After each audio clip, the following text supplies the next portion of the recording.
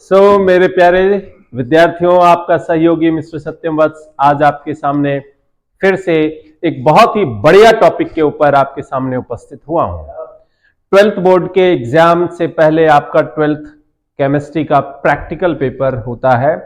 Not only in chemistry, of course it will conducted in physics also, it will conducted in biology also and some arts paper also.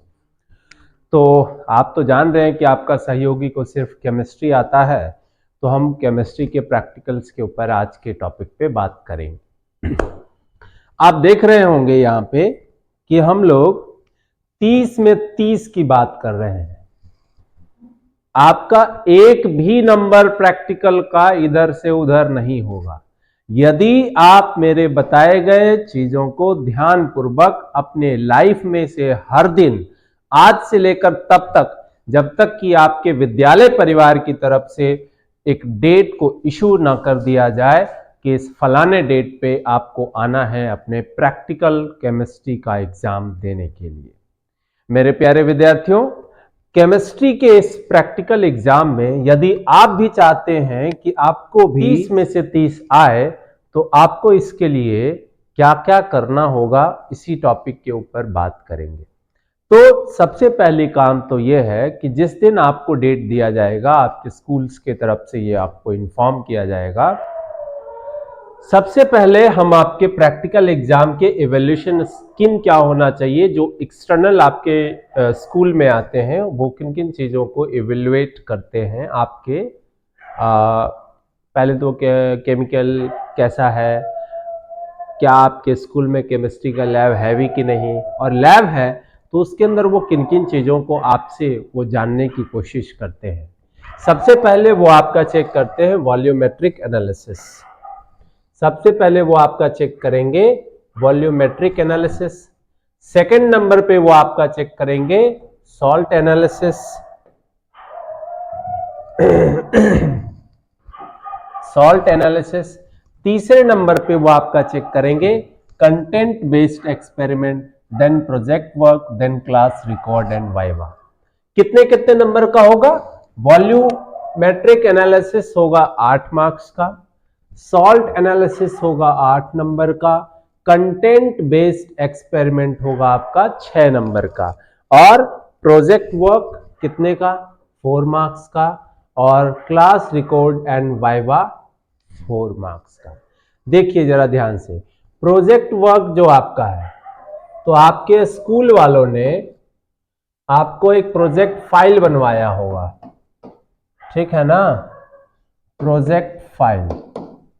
उस project file में बहुत सारा topic है, जैसे cement का preparation आप कैसे कर सकते हैं अपने लेबोरेटरी के अंदर में, और भी इस तरीके की चीजें हैं। तो प्रोजेक्ट फाइल बनवाया होगा, तो उसी के लिए है वो प्रोजेक्ट वर्क। 4 नंबर ये वाला जो है क्लास रिकॉर्ड एंड वाइवा, ये वाला 4 नंबर आपके स्कूल वाले आपके प्रैक्टिकल कॉपी का जो रिकॉर्ड है उसके आधार पे है। प्रैक्टिकल कॉपी ये है, कंटेंट बेस्ड एक्सपेरिमेंट भी इसी में शामिल कर लीजिए, यानी 10 नंबर का ये प्रैक्टिकल कॉपी और वाइवा मिला के है। इस 10 नंबर में आपके जो एक्सटर्नल आएंगे और जो आपके स्कूल टीचर होंगे उनको इंटरनल बोला जाता है। ये दोनों डिसाइड करेंगे कि आपको 10 में से कितना देना है। कौन कौन सा चीज? कंटेंट बेस्ड एक्सपेरिमेंट और क्लास रिकॉर्ड एंड वाइवा, ये 10 नंबर है। ये 10 नंबर दोनों मिलकर डिसाइड करेंगे। लेकिन जो वॉल्यूमेट्रिक एनालिसिस है, जो सॉल्ट एनालिसिस है, जो कंटेंट ये आपका क्या गया प्रोजेक्ट वर्क है, इन सब में सिर्फ और सिर्फ एक्सटर्नल का अधिकार होता है कि वो कितना नंबर आपको देगा। तो आपका एक्सटर्नल और इंटरनल मिलके ये 10 नंबर डिसाइड करेंगे, practical copy, viva, content based experiment. ये वाला जो चीज आप देख रहे हैं कि प्रोजेक्ट वर्क हो गया आपका, वॉल्यूमेट्रिक एनालिसिस हो गया, सॉल्ट एनालिसिस हो गया, ये सारी चीजें आपको कौन करेंगे? एक्सटर्नल डिसाइड करेंगे कि आप कितना अच्छा एक्सपेरिमेंट कर रहे हैं, उसके आधार पे वो आपको मार्क्स देंगे। पहले तो आप एक बार सिलेबस के गो थ्रू कर लीजिए। सरफेस केमिस्ट्री से आपका एक ये है एक्सपेरिमेंट जिसमें कि आपको लायोफिलिक एंड लायोफोबिक सॉल्यूशन के ऊपर काम करना है। फिलिक का मतलब आप समझ ही रहे होंगे, है ना। फिलिक का मतलब होता है लविंग इन नेचर, ओके। और फोबिक का मतलब होता है नॉट लविंग इन नेचर, यानी जो सॉल्यूशन में पूर्ण रूप से सॉल्यूशन के तौर पे वो काम नहीं कर पाता हो। लायोफिलिक में स्टार्च आ जाएगा, एग आ जाएगा, एल्बुमिन आ जाएगा, गम आ जाएगा। इन सब को आपको दिखाना है शो करके कि ये सारे लायोफिलिक नेचर के सॉल्यूशन हैं, जबकि aluminium hydroxide, ferric hydroxide, arsenous sulphide ये सारे क्या है, लायोफोबिक है। डायलिसिस कीजिएगा और साथ ही साथ इमल्सिफाइंग एजेंट कौन है उसके बारे में भी आपको पता करना है। केमिकल काइनेटिक्स ये वीवीआई है, मैं यहीं पे लिख के जाऊंगा वीवीआई। आपको अभी बताया गया था वॉल्यूमेट्रिक एनालिसिस और सॉल्ट एनालिसिस, तो महत्वपूर्ण यही दो चीज है और इसी में से आपका एक्सपेरिमेंट रहता है। केमिकल काइनेटिक्स में क्या करना है भैया, effect of concentration and temperature on the rate of reaction. किस पे, between sodium thiosulphate and hydrochloric acid. और दूसरा आपको क्या करना है, reaction of iodide ion with hydrogen पर ऑक्साइड यानी H2O2 at room temperature concentration के साथ आपको इसका रेट ऑफ रिएक्शन रेट पता करना है। वही सेकंड काम है, यानी इन दोनों में से कोई एक आपको स्कूल वालों ने करवाया होगा।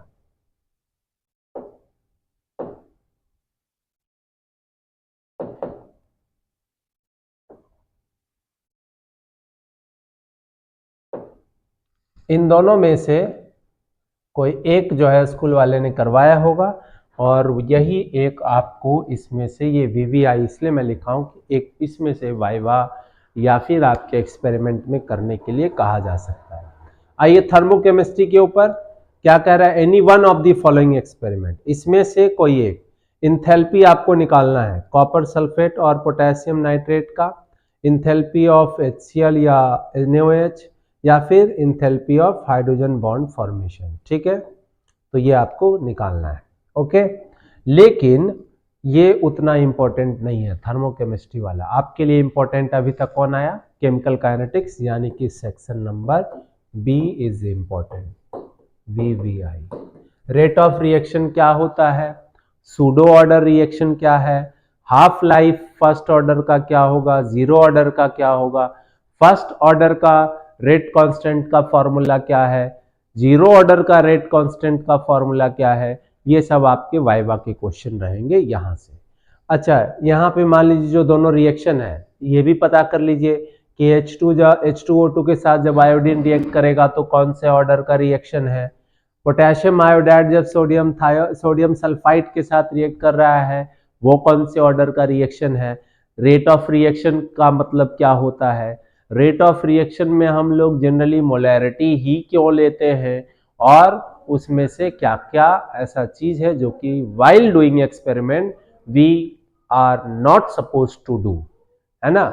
हम लोगों को कौन कौन सा काम नहीं करना चाहिए जब हम ये एक्सपेरिमेंट कर रहे हैं, ठीक है। तो क्या डूज है क्या डोंट्स हैं ये भी आपको जानना है हर एक्सपेरिमेंट का जो वीवीआई होगा, okay. So now let us come electrochemistry से, आपको ये भी आपका वीवीआई है, तो बी इंपॉर्टेंट हो गया और डी इंपॉर्टेंट हो गया, ये आपका वीवीआई टॉपिक है। इससे लेकिन जनरली सवाल ही पूछे जाएंगे, करने के लिए इसको बहुत कम ही दिया जाता है। Variation of cell potential between Zn by Zn plus 2 and Cu plus 2 by Cu, okay. तो ये क्रोमेटोग्राफी ये आपको बस क्लास में करने के लिए है, ये कभी नहीं पूछता है, ठीक है, कभी नहीं। प्रिपरेशन ऑफ इनऑर्गेनिक कंपाउंड्स ये VI में रख लीजिए, VVI में नहीं डालेंगे, नहीं ही पूछता है। आपको वो जो डबल सॉल्ट बनाना है पोटाशियम को ही आप लोग क्या बोलते हैं, फिटकरी, तो फिटकरी बना के दिखाना है आपको भैया। प्रिपरेशन ऑफ ऑर्गेनिक कंपाउंड, इसमें से कोई एक आपको बनाना है और मैं आपको यह सलाह दूंगा कि आप कम से कम पैरा नाइट्रो एसिटिनिलाइड और एसिटिनिलाइड इन दोनों के ऊपर आपका काम अच्छे से होना चाहिए। एसिटिनिलाइड जो है वो सबसे इनिशियल फेज है। आपको चाहे बेंजीन एसीटोन चाहिए, ये थोड़ा अलग डिफरेंट है, ये अलग डिफरेंट है। क्वेश्चन इससे इसलिए पूछा जाता है कि इसी चीज से यहाँ पे जो एसिटिनिलाइड जो आपका बना, उसी से पारा नाइट्रो एसिटिनिलाइड आप बनाते हैं। तो ये दोनों कंजिक्यूटिव चीज है, ठीक है ना। तो कंजिक्यूटिव है, इसीलिए आपको इसमें से ज्यादा चांस रहता है। अगर ऑर्गेनिक के एक्सटर्नल आ गए जिनकी ऑर्गेनिक काफ़ी अच्छी है, तो वो जनरली कोशिश करेंगे कि आपको यही बनाने के लिए देंगे कि भैया आप ये बना के दिखाइए। तो सबका अपना अपना इंटरेस्ट होता है। तो कौन कौन सा इंपॉर्टेंट हो गया भैया, दिखा देते हैं आपको। बी इंपॉर्टेंट था, केमिकल काइनेटिक्स, ठीक है। डी इंपॉर्टेंट है आपका, डी में है आपका इलेक्ट्रोकेमिस्ट्री, ठीक है। और क्या इंपॉर्टेंट है, कहां से आपके वाइवा वाले गुरुजी पूछेंगे सवाल। जी इंपॉर्टेंट है, प्रिपरेशन ऑफ ऑर्गेनिक कंपाउंड,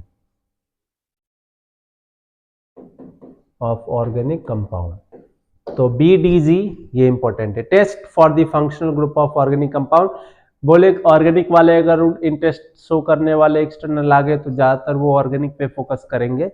नहीं तो अगर हम आपको मोटा मोटी अगर बात करें, लास्ट में बताएंगे कि कौन सा 3 है जिसपे कि सबसे ज्यादा फोकस करना है। इसमें से भी BDG इंपॉर्टेंट हो गया, टेस्ट फॉर फंक्शनल ग्रुप, इन सब में से कोई आपको 2 करना है, ठीक है।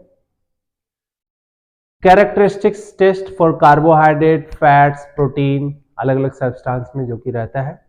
हाँ, अगर VVI के ऊपर भी कुछ पावर बिठाना है ना आपको भाई साहब, तो J नंबर पे बिठा दीजिए। ये सिर्फ VVI नहीं है, ये VVI raise to the power infinity है। अगर 100 यदि एक्सटर्नल आएगा अलग अलग स्कूल में, तो 100 एक्सटर्नल में से 98 एक्सटर्नल आपको यही वाला एक्सपेरिमेंट करने के लिए कहेगा। Determination of concentration and molarity of KMnO4 solution bye titration method against a standard solution of oxalic acid या फेरस अमोनियम सल्फेट। ओके, तो ऑक्सैलिक एसिड को पहले आपको प्रिपेयर करना होगा, KMnO4 का आपको कंसंट्रेशन निकालना है। Titration is a method through which you can find the amount और concentration of a known value of a given compound. कोई ऐसा कंपाउंड जिसका कि कंसंट्रेशन आपको नहीं मालूम है, आप टाइट्रेशन मेथड से आप उस पर्टिकुलर कंपाउंड का सॉल्यूशन में कितना अमाउंट मौजूद है, ये आप निकालने में सक्षम हो पाते हैं by the help of titration method. यहाँ पे pH वैल्यू का भी खेला रहता है। क्वालिटेटिव एनालिसिस, क्वालिटेटिव एनालिसिस का मतलब है ये आपका क्या है, यहां पे आप क्या कर रहे हैं, यहां पे आप कंसंट्रेशन निकाल रहे हैं, यानी कि वॉल्यूमेट्रिक एनालिसिस है। देख लीजिए, इसीलिए कह रहे हैं कि ये इंपॉर्टेंट है। वॉल्यूमेट्रिक एनालिसिस देखिए, शुरू में ही आपको दिखाए थे वॉल्यूमेट्रिक एनालिसिस और सॉल्ट एनालिसिस, यही ना जी। तो सॉल्ट एनालिसिस में ये हो गया डिटर्मिनेशन ऑफ कोई एक कैटायन या फिर कोई एक एनायन, जितना भी दिया हुआ है इनमें से किसी एक का आपको करके अच्छे से रखना है। प्रोजेक्ट वर्क क्या क्या है आपका, presence of oxalate ion in guava, अमरूद में ऑक्सैलेट आयन मौजूद होता है, इसको पता करना। Study of quantity off season present in different samples of milk, milk के अंदर में कैसियन, कुछ लोग पढ़ते हैं इसको सीजन ही पढ़ते हैं, Sen caisson present in the different samples of milk. Preparation of soybean milk and it's comparison with the natural milk, soybean का जो दूध बनाते हैं वो नेचुरल मिल्क से कितना ज़्यादा प्रोटीन है उसमें या कम है, तो उन दोनों का कंपैरिजन करना है। प्रोजेक्ट वर्क है ये आपका 12th क्लास के लिए। Study of effect of potassium bisulphate as a food preservative, ठीक है, क्या साइड इफेक्ट है उसका। और लास्ट में आपका study of digestion of starch by salivary amylase and effect of pH and temperature of it. तो ये सारे प्रोजेक्ट वर्क है। एक और प्रोजेक्ट वर्क आपका होगा, तो देखिए वॉल्यूमेट्रिक एनालिसिस में आगे आपका टाइट्रेशन करके दिखाना है, सॉल्ट एनालिसिस में एक कैटायन या एक एनायन को आपको बताना है ये प्रेजेंट है, इसका कोई सॉल्ट आपको दिया हुआ रहेगा, उसमें आपको बताना है टेस्ट करके कि इसमें से कोई एक प्रेजेंट है कि नहीं। कुछ और भी है, study of digestion of starch by salivary amylase and effect, ये तो बता दिए। Comparative study of the rate of formation of the following material, क्या क्या है, wheat flour, gram flour and potato juice, carrot juice etc। तो इसका comparative status आपको रेट ऑफ फर्मेंटेशन को निकालना है ना, कि फंगस किसके ऊपर कितना जल्दी ग्रो करता है, ये आपको पता लगाना है। हाँ, extraction of essential oil present in सौंफ, जिसको कि आप एनिसिड भी बोलते हैं, अजवाइन जिसको आप इंग्लिश में कैरम भी बोलते हैं, अजवाइन को, ठीक है ना, और इलायची जिसको कि आप कैडमम भी बोलते हैं, कैडमम, ठीक है, आर साइलेंट है यहाँ पे। तो इलायची, अजवाइन और सौंफ जिसको कि आप एनिसिड भी बोलते हैं, इसमें एसेंशियल ऑयल क्या क्या मौजूद है उसको एक्सट्रैक्ट करने का प्रोजेक्ट है आपके पास। और आपका study of common food adulterants in fat, oil, butter, sugar, turmeric powder, chilli powder and pepper, तो ये सारी चीज़ें आपके एज अ प्रोजेक्ट वर्क है। May I hope you will consider it well and studied it all. So thank you and having a very conspicuous and very important out of all these that I want to share with you. सबसे पहले volumetric analysis में, volumetric analysis से आपको titration पूछेगा, titration. Volumetric analysis में आपका organic compound का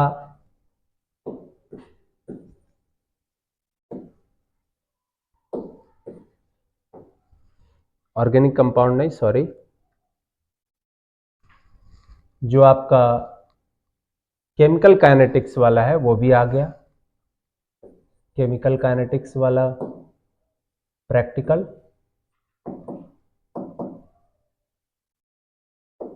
ठीक है। और उसमें लेकिन सबसे ज़्यादा important titration of oxalic acid है।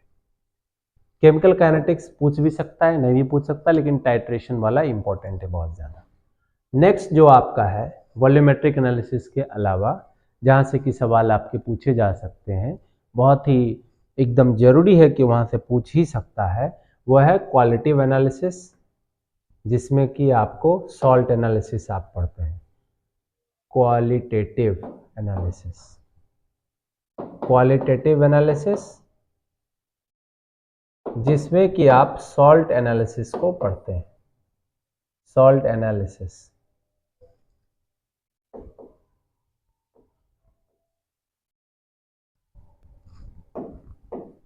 सॉल्ट एनालिसिस को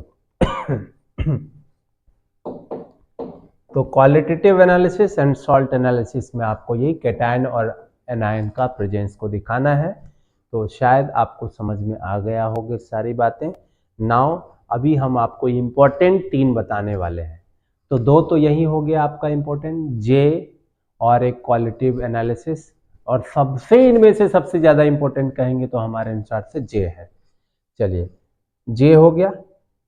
और कौन सा बताए थे, जो ऑर्गेनिक का अगर कोई आएगा तो प्रिपरेशन ऑफ ऑर्गेनिक कंपाउंड, उसमें भी सबसे ज़्यादा किस पे जोड़ देगा, एसिटिनिलिडाइड और पैरा नाइट्रो एसिटिनिलाइड, एसिटिनिलिडाइड, ठीक है। तो ऑर्गेनिक कंपाउंड का प्रिपरेशन हो गया।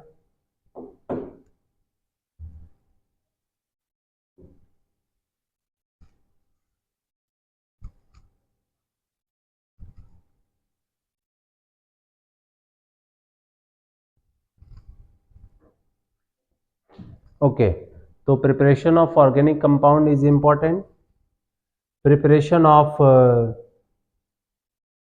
क्वालिटेटिव एनालिसिस सॉल्ट से निकालना है वो इम्पॉर्टेंट है, और टाइट्रेशन इम्पॉर्टेंट है। ये 3 आपके लिए बहुत ज़्यादा इम्पॉर्टेंट है। चौथे नंबर पे यदि आप हमसे पूछेंगे तो हम आपको यही कहेंगे कि केमिकल काइनेटिक्स का रेट ऑफ रिएक्शन वाला एक बार कर लीजिए। तो ये 4 है, करना तो आपको बहुत सारा है, देख ही रहे हैं, लेकिन इनमें से जो 4 इम्पॉर्टेंट अगर आप कहेंगे तो मैं यहाँ पे आपको बता देता हूँ कि कौन कौन है। वॉल्यूमेट्रिक एनालिसिस में आपका हो गया प्रैक्टिकल नंबर जे था, है ना, जे, और इधर से आपका है बी। तो वॉल्यूमेट्रिक एनालिसिस में प्रैक्टिकल नंबर बी और जे, सॉल्ट एनालिसिस में आपको करना है, सॉल्ट एनालिसिस में आपको करना है practical number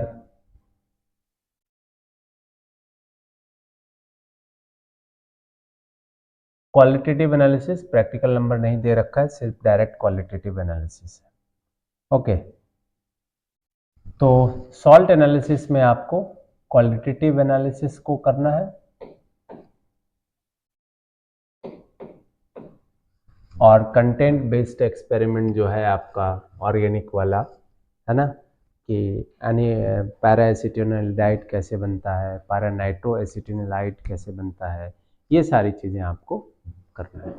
so may I hope आज की इस वीडियो में आपने ये समझा कि इतने सारे प्रैक्टिकल हैं, लेकिन इसमें से कौन 4 हैं जो आपका एक्सटर्नल, जहाँ से कि वाइवा भी पूछ सकता है और जहाँ से कि आपको ये भी पूछेगा कि ये वाला एक्सपेरिमेंट करके बताओ।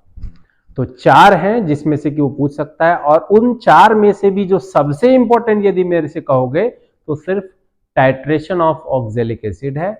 इसके अलावा अगर आप 3 की बात करोगे तो सबसे पहले नंबर पे टाइट्रेशन ऑफ ऑक्जेलिक एसिड, दूसरे नंबर पे आपका होगा जो मैंने आपको बताया था सॉल्ट एनालिसिस जिसमें कि कैटायन और एनायन वाला, और तीसरे नंबर पे आपका होगा ऑर्गेनिक कंपाउंड का फॉर्मेशन, और खास करके कौन वाला, एसिटिनिलाइड और पारा नाइट्रो एसिटिनिलाइड।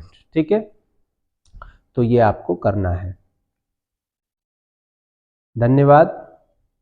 आपका जो प्रैक्टिकल एग्जाम हो वो काफ़ी बेहतर जाए, इसके लिए मैं आपको से 2 चीज़ें मैं आपको कह रहा हूँ।